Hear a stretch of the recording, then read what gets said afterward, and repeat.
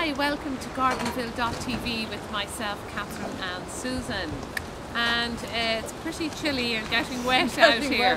But sure, this is all part of the job for me to learn about gardening. Now, I have to say, I love box hedging. When I admire people's gardens, I say, isn't that gorgeous? They always have this lovely sort of sculptured out thing with box hedging, don't they? So you like the formal? Well, I just like a little bit of that sort of look. Okay, well this is Buxus sempervirens, which is the ordinary green common box. And this is the time of year, if you want to plant a nice box hedge or a parterre or something, this is the time to get your box. It's bare root, it will be available about the end of March like that. And it's therefore cheaper. It's cheaper now because box hedging can be very expensive. Well, when you're buying it in pots and you're buying ones that are in spheres or cones or things, that is expensive because people have had to spend time doing it. Yeah. Okay. But you could always start with this and train it yourself. Yeah, why not?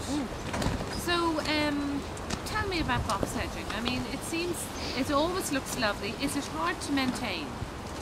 No, if it gets out of hand, it can be hard pruned. You do want to keep feeding it.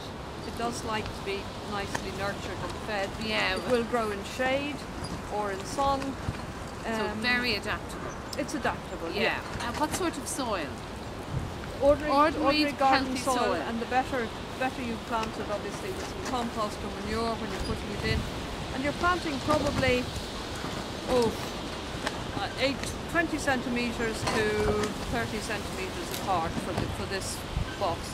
Now there is another variety, there are several varieties of box, but there's a smaller growing one which we use for very small edging if you want to keep it to about this sort of height. Yeah. And that's Buxus sempervirens fruticosa. And will this do the same?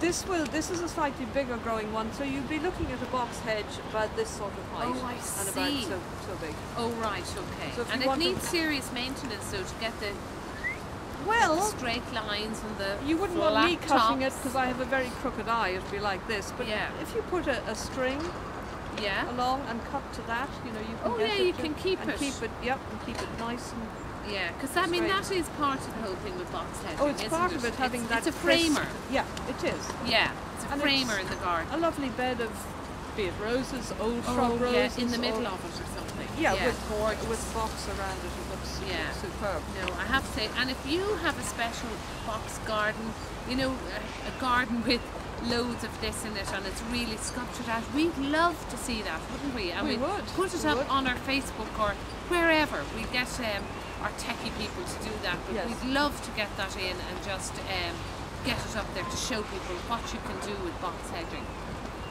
What do you think? Yeah. So very little maintenance on this. Well, you're trimming, you know, you're doing your trimming and you're feeding it and you're looking after it. And obviously when you freshly planted it, keep it watered for the first couple of years till it gets well established.